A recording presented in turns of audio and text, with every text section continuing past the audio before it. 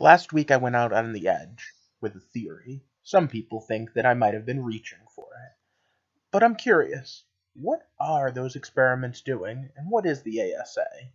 Let's get into tonight. Welcome to the heart of the stories we tell. My name is Rob, and tonight I will be reviewing Black Lightning, Episode 11, The Book of Crucifixion. And of course, that's a pretty easy symbolic slash allegory to play. And in this particular case, we have Black Jesus. We have Jefferson Pierce. He's already seen as kind of a savior figure, and he's definitely a savior when it comes to being Black Lightning, because he's a superhero. But he's also changed a lot of hearts and minds in the community. He's done a lot of good work, so going after him is a big move, and one that, let's just say, can backfire easily. But okay, for those of you that don't know, what I do here is I review stories. I do them as they come up on TV shows, books, movies, stuff like that. I do Throwback Thursdays. I'm about to start a whole 80s week or month. And then I do theory videos on Sundays. If that sounds interesting, click subscribe as we start to unpack Black Lightning, episode 11. Alright, so last week I questioned what Lala was, and something came up not just on my video, but on two other videos of people reviewing these shows. He might be the Tattoo Man. Now, that doesn't 100% track with who the Tattoo Man is in the comics, but I wouldn't be too upset if this was their rendition of him. And it definitely would be interesting, especially the idea of him being able to add tattoos by killing people and then being able to summon them up to do things. Let's be honest, Tattoo Man isn't exactly the most unique character in comics. There's one in Marvel, too. But alright, I'll accept that. For now, I'm going to assume Lala is some variant off of Tattoo Man. So once again, it's stop. Spoiler time. So we start off with Black Lightning and Thunder on the hunt for the kids that are in those tubes. But the organization has managed to hide themselves. Then we get some awesome fight sequence, we blow up some stuff, and then we find out that the plan's going to be to go arrest Jefferson Pierce. We knew that just from the preview. But then we get the basic theme of the episode just over the kitchen table. Can't we all just get along? It's an interesting question, right up there with, am I my brother's keeper? Unfortunately, I believe the answer to both is supposed to be yes, but more often than not ends up being no. Make no mistake, when our system is working the right way, and it does sometimes, there's no need for a superhero, there's no need for a vigilante. So we need the system to break down just for there to be a need for Black Lightning. But having said that, watching the police when they came into that school, watching the school reaction, didn't feel like it was a breakdown in a comic book way. It felt very real to me. And the entire situation, where we got more or less a day in the life of Jefferson Pierce for a few seconds, with him trying to inspire kids, with him trying to help, just being the cool principal that was out there to greet you and say hi every morning. But then to have the police come in and say, bam, you're the bad guy, and try to arrest him. And you saw all those kids try to stand up for him. And both of his daughters almost went nuclear with their powers. But at the end of the day, Jefferson Pierce did what any good Jesus analogy does. No, don't you get in trouble for me. Our family matters, but you can't do this. You have to stay calm. You have to work this out. Everything's going to be okay. Even at that moment, he was in complete control. And I find that amazing, because I'll be honest with you right now, if this was a white superhero, they would have kicked the butt of those police officers. But we're still well on our way into Thunder and Lightning's hero's journey, even though Black Lightning already has. And I think Jennifer's reaction is the one that we should watch the closest. Now, her mother is the one that delivers most of the thought process that needs to be delivered to Jennifer. You'd need to learn that you can't just superpower your way out of everything. Yup, big lesson, very important. And you gotta hope that your dad's got this and that you can't just punch your way out. And she says, well, why can't he just Black Lightning himself out? She's not even thinking. She's trying to.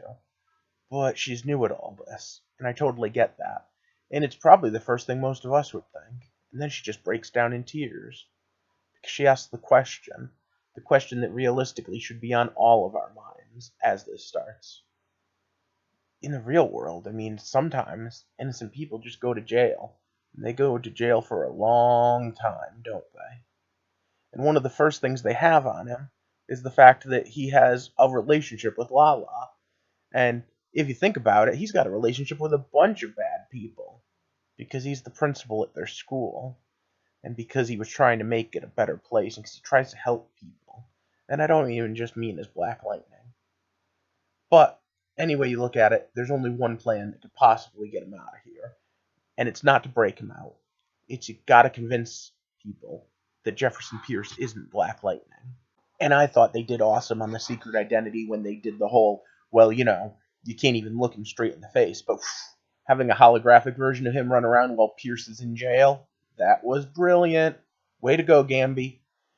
I do also love the fact that all it takes for a commotion to form is for Thunder to just pretty much walk down the street. All jokes aside about her being an attractive woman, let's be honest. If a superhero really was walking down the street, especially if you assume that superheroes aren't common everyday sights, they would draw attention. I often talk about how this show is different than every other CW show, the CW superhero shows, but we definitely got one thing in common. When Gamby hangs a lampshade on, oh, it's a good thing the power grid's so easy to hack. Seriously, does every show have a hacker now? We have one on Supergirl, we have one on, and of course we started with one on Arrow with Felicity, so now Gamby's hacking the power grid. But alright, good plan. And it really comes to fruition because the vice principal sees this all on TV. I guess she has some sort of app set up to whenever there's a metahuman reference, she gets out ding ding ding, which makes sense because what we see her doing is looking for more metahumans. Specifically because one of the ones died in those tubes, and they need more of them. Now, why do they? Well, I don't know for sure.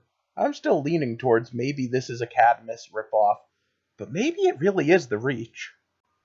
But it's not her that gets him out, which at first I thought it was gonna be, because she fell for it. No, it was new Chief Deputy Henderson. And Henderson proved to be as much of a hero as anyone in a costume this week. It was pretty cool, especially with his little thing at the press conference at the end where he was all like, I'm from this community, I'm for this community, and things are gonna get better. And that's really great, because it answers the question, can we all get along? With a maybe. But only a maybe. However, that's not where the story really ends, because Jefferson Pierce goes home, and his kids are happy to see him before they want ice cream before pizza, I don't know. Anyway, and we have a rather touching family reunion, especially when Gamby shows up. And before we go into the specifics of Gamby showing up, I just want to say, I love the fact that he lets Thunder answer the door holding her breath. Anissa definitely being invulnerable gives her an advantage. But okay. So Gamby shows up and says, look, I know you might not be able to trust me, but what can I do for you? And he remembers he is a father figure to him. So even if right now he's betrayed his trust a little, the question of, am I my brother's keeper? Well, maybe not. But maybe my brother can help me, or my father figure. Then they say grace, and the episode ends. 2 episodes to go, because there's only 13 this season. And this was pretty amazing of one. I love this season. I'd love to hear what you guys are thinking, though. Are you feeling this as much as I am? Are you really enjoying this? Can you hardly wait to see what happens next? Let me know. And of course, if you haven't already, click that thumbs up button and like this video. And of course, share it with your friends and family, because I'm trying to build a community. So if you haven't yet, also click subscribe, because I'd like to build up a whole community of us that can talk about these things. What we like, what we didn't, and get to the heart of it. And there's a lot of heart in Black Lightning. Heart of the family, heart of the analogy, heart of theme, and just plain old heart with the talk about how different people think. And I'll tell you right now, I think a little bit differently today having watched this than I did before, so maybe that's the point of the story. I hope you have a good night, and thanks for watching.